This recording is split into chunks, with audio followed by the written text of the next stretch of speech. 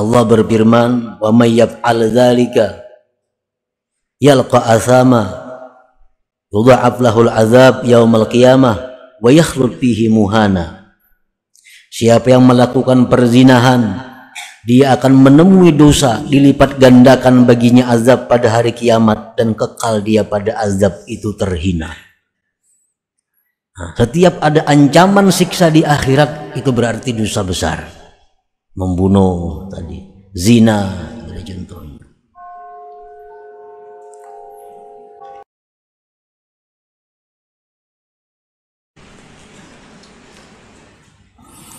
Bismillahirrahmanirrahim.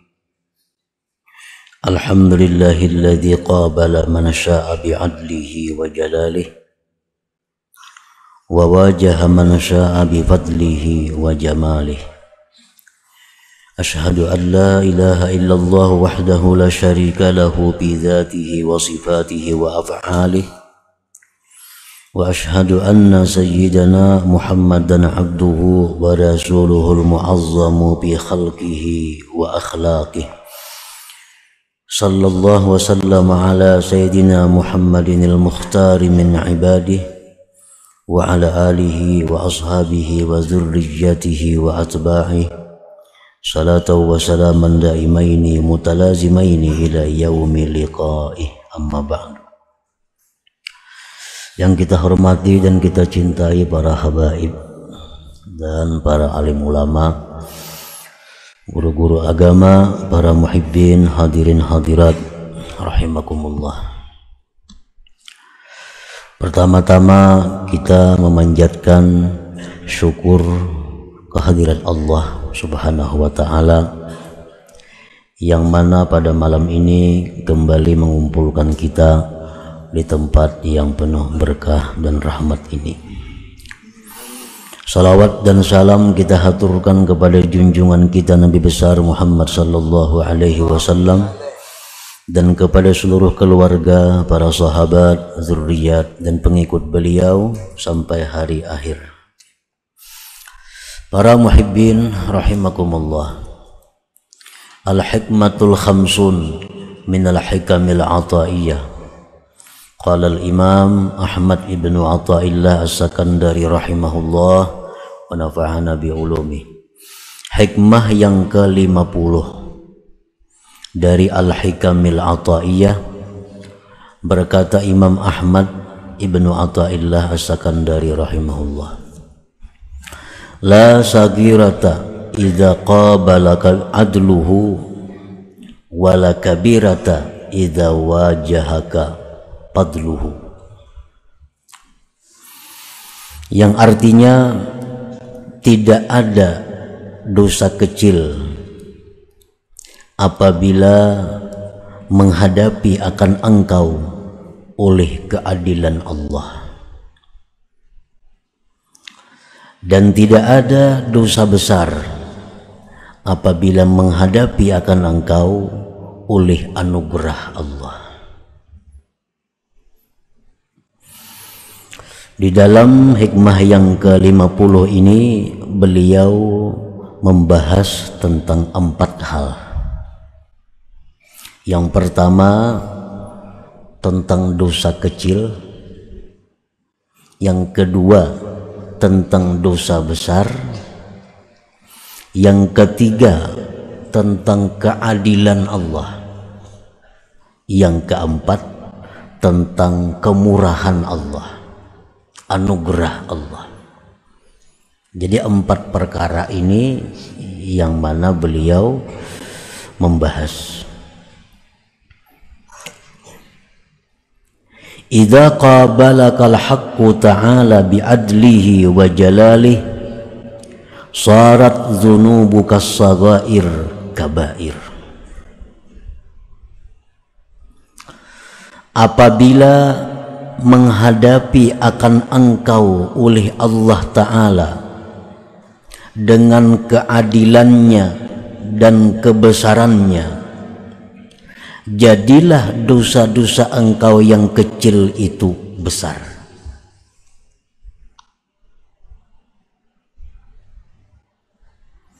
Di akhirat di waktu kita dihisab oleh Allah. Apabila Allah menghadapi kita dengan keadilannya, dengan kebesarannya, maka dosa kecil yang ada pada kita menjadi besar.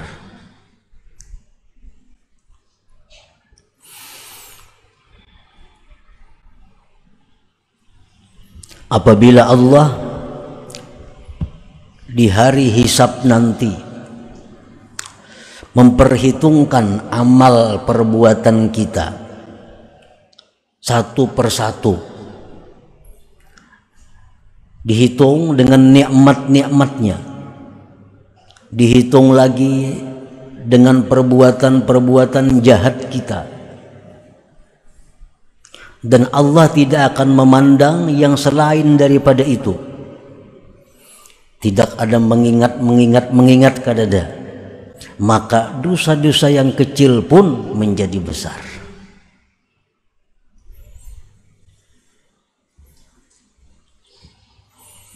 Bahasa kitanya, apabila Allah itu kadang mau kurang lebih lawan kita di hari mahsyar kaina, Allah kadang kurang lebih lawan kita pas-pasan.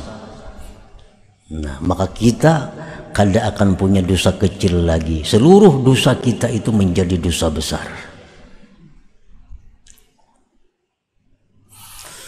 Wa idza wajahakal haqqu ta'ala bi fadlihi wa jamalih sarat dzunubukal kaba'ir saghair bal lam tabqa laka sayyi'ah. Dan apabila menghadapi akan dikau oleh Allah dengan anugerahnya, dengan keindahannya, maka jadilah dosa-dosa besar engkau kecil, bahkan tidak ada lagi dosa bagi engkau. Kalau di hari hisab itu nanti Allah menghadapi kita dengan tajalli kemurahannya, dengan tajalli keilukannya, maka kita tidak ada punya dosa lagi. Seluruh dosa kita hilang, baik dosa besar apalagi dosa kecil, tenggelam di dalam kemurahan rahmat Allah subhanahu wa ta'ala. Nah, tergantung apa kita nantinya di hadapan Allah. Apabila Allah menghadapi kita di akhirat nanti dengan adilnya, dengan kebesarannya, kita akan celaka. Kita akan celaka. Apabila Allah nantinya menghadap kita dengan anugerahnya, dengan kemurahannya, bagaimanapun kita akan selamat, kita akan dimasukkan ke dalam surganya Allah subhanahu wa ta'ala. Nah, para muhibbin rahimakumullah, banyak di dalam hadis-hadis yang menyebutkan tentang mengingat orang ini, padahal orang kada baik, orang ini membawa dosa banyak, amal salihnya kalah, tetapi Allah mengingat ini anak orang saleh. Nah, Allah mengingat ini anak orang saleh, ini orang dicintai oleh orang saleh, ini orang namanya nama orang saleh, walaupun dia banyak dosa diselamatkan karena mengingat itu. Nah, ini adalah apabila Allah menghadapi kita dengan jamalnya, dengan keelokannya. Tetapi kalau Allah menghisap kita dengan menampakkan keadilannya, kada tahu siapa anak siapa, murid siapa, pokoknya apa yang ada pada dirinya itu yang dihitung. Nah, wa innu kisabil hisab halaka, ujar Nabi kita, bila mana Allah itu meneliti tentang hisab seseorang, maka orang itu pasti akan binasa. Nah, para muhibbin rahimakumullah, dosa-dosa besar tenggelam di dalam kemurahan lautan maaf Allah. Sebesar apapun dosa kita, habis, kada punya arti apabila masuk dalam lautan kemaafan Allah. Nah ini kalau Allah menghadapi kita dengan sifat keilukan.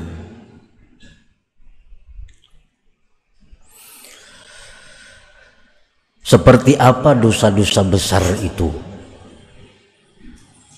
Para ulama menjelaskan al-kabair kullu ma jaa fihi wa'id minallah bi'azab fil akhirah au unitat bihi uqubatun fid dunya kal had wa ghairi.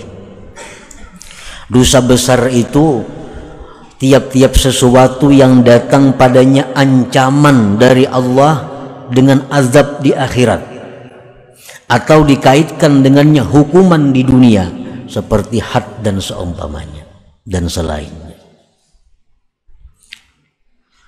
Contoh dosa besar kayak apa? Kal qatal bighairil haq, seperti membunuh. Nah, membunuh ini dosa besar. Karena ancaman ada dalam Al-Quran, wa man qatala mu'minan muta'ammidan fajaza'uhu jahannam khalidan fiha. Barang siapa yang membunuh seseorang beriman sengaja, maka balasannya neraka jahanam kekal dia selama-lamanya. Nah, berarti membunuh itu dosa besar. Apalagi dosa besar zina. Allah berfirman, wa may yaf'al dzalika yalqa athama yudha'af lahul azab yaumal qiyamah wa yakhlud fihi muhana. Siapa yang melakukan perzinahan, dia akan menemui dosa, dilipat gandakan baginya azab pada hari kiamat, dan kekal dia pada azab itu terhina. Nah, setiap ada ancaman siksa di akhirat itu berarti dosa besar. Membunuh tadi, zina ada contohnya. Seperti apa lagi? Riba. Nah, riba dosa besar. Al-Quran ada menjelaskan tentang riba. Hadis Rasulullah menjelaskan tentang riba. Beliau bersabda, ad-dirhamul ladzi yusibuhu ar-rajul minar riba ashaddu min 36 zaniyatan fil Islam. Rawahul Bukhari. Satu dirham itu kalau diukur, ditimbang dengan gram, 3 gram lebih sedikit. Pirak. Satu dirham yang seseorang mendapatkannya dari jalan riba lebih bersangatan daripada 36 kali berzina di dalam Islam. Berzina aja macam apa tadi azabnya sudah. Satu dirham misalnya piraknya itu 20.000, harganya 1 gram, 3 gram 60.000. 60.000 duit yang kita dapat daripada riba itu lebih berat daripada 36 kali berzina di dalam Islam. Berarti riba ini dosa besar. Syurbul khamar, minum arak. Nah, dosa besar. Nah, dosa besar yang dibawa mati oleh seseorang, apabila Allah menghadap dia, apabila Allah menjumpai dia dengan menampakkan keelokannya, menampakkan kemurahannya, kemaafannya, sebesar apapun dosa kita akan hilang. Kita akan selamat. Nah, tetapi sebaliknya, sekecil apapun dosa yang kita bawa, apabila Allah menghadapi kita dengan keadilannya, kita akan binasa. Dan Allah kadang akan memandang, kadang akan mengingat apa-apa. Contohnya, di zaman Rasulullah SAW ada seorang khadam beliau, pembantu beliau. Pembantu beliau ini bernama Kirkirah. Ikut perang bersama-sama Rasulullah SAW, umpat perang. Dalam peperangan itu Kirkirah ini gugur sebagai syahid. Orang-orang ribut, untung Kirkirah syuhada, matinya sebagai syahid. Tambah pembantu Rasulullah lagi, khadamnya Rasul. Rasulullah menjawab, huwa finnar, itu mati ke neraka aja nanti. Pembantu Rasulullah matinya dibunuh orang kafir. Nabi kita menyebutkan huwa finnar, dia masuk neraka. Diperiksa apa salahnya? Ternyata dia menyembunyikan satu selimut yang dia dapat dalam peperangan sebelum diserahkan kepada pemimpin perang. Kan mestinya harta yang dapat peperangan itu semuanya diunjuk dulu kepada pemimpin perang, komandan. Karena komandan ini membagi, ini dapat sekian, kira-kira kada begitu dapat disembunyikannya, masuk neraka. Nah, ini contoh orang yang dihadapi Allah dengan keadilan. Allah kadang memandang ini gugur sebagai syahid, kadang memandang. Allah kadang memandang ini pembantu Rasulullah, kadang dipandang Tuhan. Yang dipandang Tuhan, dia adalah khianat terhadap harta rakyat. Khianat terhadap harta rakyat. Itu kan barang rakyat, ampunnya masih belum dibagi. Nah, ini contoh orang yang mana berhadapan dengan keadilan Allah. Berhadapan dengan keadilan Allah. Nah, para muhibbin rahimakumullah. Lalu bagaimana caranya? Bagaimana usaha-usaha kita agar kita ini mati menghadap Allah, Allah menemui kita dengan keilukan, jangan dengan keadilan. Allah menemui kita dengan kemaafan, bukan dengan kebesaran. Nah, ini yang perlu kita cari. Karena sebesar apapun ibadah kita, kalau Allah menemui kita dengan keadilan, ibadah yang sebesar apapun itu menjadi hilang seperti debu. Sebaliknya, sebesar apapun dosa yang kita bawa, kalau Allah menemui kita dengan kemurahannya, dosa besar tadi pun akan hilang seperti debu. Nah, para muhibbin rahimakumullah. Jadi yang kita cari adalah bagaimana usaha kita, bagaimana petunjuk Rasulullah SAW agar kita ini mati karena Allah menemui kita bukan dengan keadilan itu, dengan kemaafan, dengan kemurahan. Nah, para ulama menjelaskan, kalau ingin ditemui Allah di akhirat nanti dengan keilukan, dengan kemurahan, amalan yang pertama di dalam dunia ini adalah at-taubah, tobat. Tobat. Kalau kita membiasakan tobat, nah, sebesar apapun dosa kita di akhirat ada harapan besar ditemui Allah dengan keindahan Allah. Kita ambil contoh cerita yang dahulu. Seseorang ini membunuh 100 manusia. Nah, 100 manusia. Minta petunjuk kepada orang alim, apakah bisa tobat? Nah, aku ini sudah membunuh 100 orang. Ujar orang alim itu bisa ikam tobat. Tapi kamu jangan diam di sini, ini kampung kada baik. Ikam pindah ke sana. Di sana kampungnya baik. Berangkatlah dia menuju kampung itu. Di tengah jalan mati. Malaikat azab, malaikat rahmat berebut. Ya, malaikat azab, ini orang, aku ampunnya. Ini membunuh 100 orang. Ujar malaikat rahmat, ini ampunku karena ini sudah ada niat hendak tobat.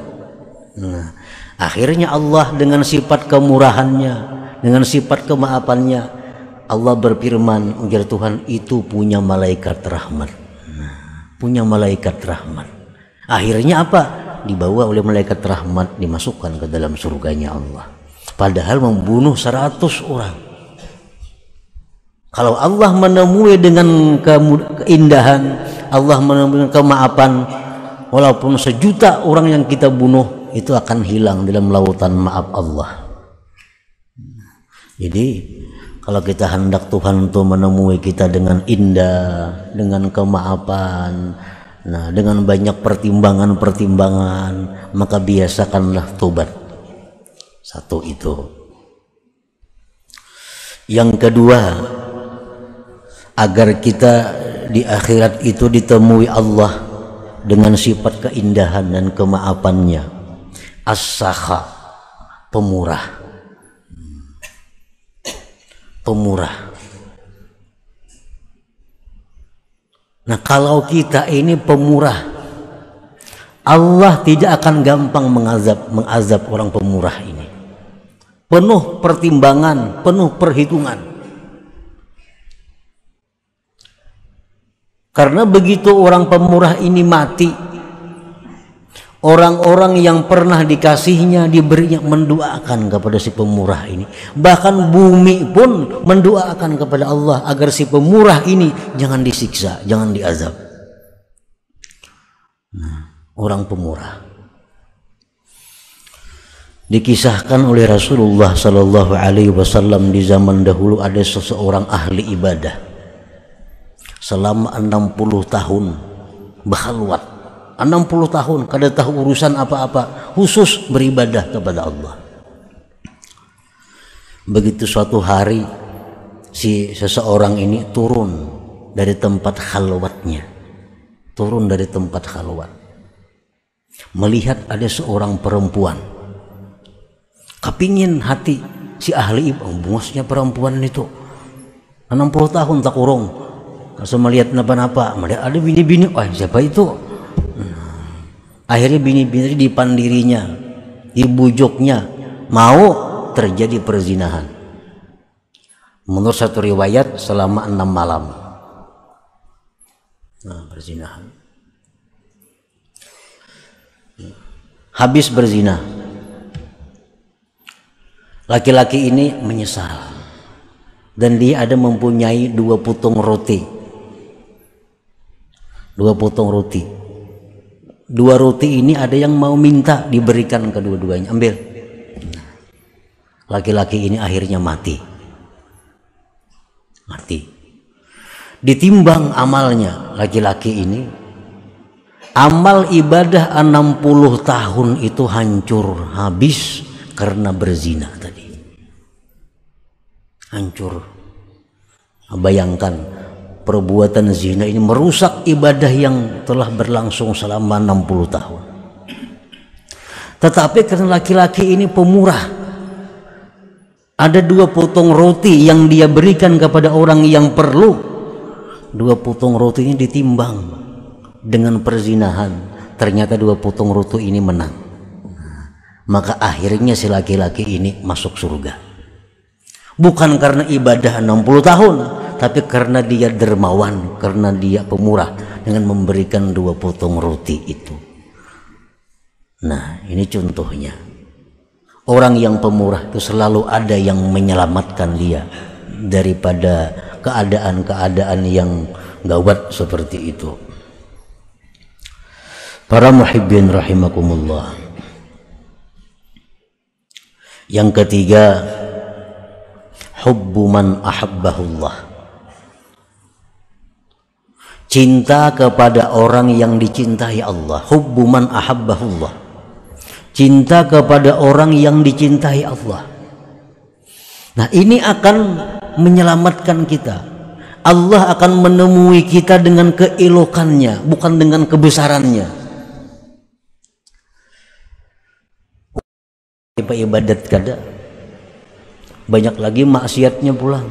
Tapi urusan mencintai orang-orang yang dicintai Allah ini nomor 1. Cinta kepada Rasulullah, cinta kepada keluarga Nabi, cinta kepada orang-orang saleh, dia cinta. Nah, ini orang mati, dia akan ditimbang oleh Allah. Walaupun ini banyak dosa, walaupun ini banyak maksiat, tapi ya Tuhan, ini orang ini cinta kepada orang-orang yang kucintai. Nah, dengan itu Allah menghadap dia dengan keelokan, dengan kemaafan dan kemurahannya. Nah, para muhibbin rahimakumullah, seorang laki-laki pernah datang kepada Rasulullah sallallahu alaihi wasallam. Faqala, ya Rasulullah, kaifa tara bi rajulin ahabba qauman wa lam yalhaq bihim. wahai Rasulullah, bagaimana pendapat pian? Ada seorang laki-laki, dia ini cinta kepada suatu kaum. Dia cinta kepada orang-orang saleh, tapi nya kada beramal kayak orang saleh. Nya kada beramal. Cuma kalau urusan mencintai orang saleh, membela orang saleh habis-habisan. Tapi kalau wirid orang saleh kada dibacanya.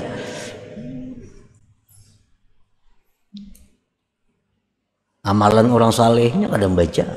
Tapi dia cinta kepada orang saleh. Namanya nama orang saleh, nama anaknya nama anak orang saleh. Ngaran bininya ganti orang saleh daripada cintanya dia kepada orang saleh. Tapi kalau urusan bewiridnya kada kawa nuruti orang saleh. Cuma mudah cinta. Rasulullah SAW menjawab, almar'u ma'aman ahabba. Ujar Nabi, seseorang itu nanti di akhirat beserta orang yang dia cintai. Yang dicintai ini ke surga, di belakang membundel juga ke surga ini. Almar'u ma'aman ahabba. Seseorang itu beserta orang yang dia cintai, walaupun di dunia amalnya tidak seperti amal orang yang dia cintai itu. Nah, para muhibbin rahimakumullah, jadi membiasakan tobat, bersifat pemurah, cinta kepada orang-orang yang dicintai Allah, ini satu sebab jalan agar di akhirat nanti Allah menemui dengan kemudahan, dengan keindahan, dengan kemaafannya. Nah, selanjutnya yang ke-51, la amala arjudul qulub min amalin ila akhir. Ila hadratin Nabi sallallahu alaihi wasallam, al-Fatihah.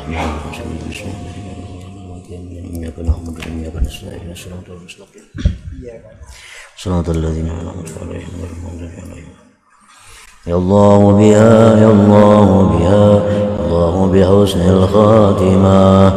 Ya Allah biha, ya Allah biha, Allah bihusn al-khatimah. Ya Allah biha, ya Allah biha, الله بحسن الخاتمة.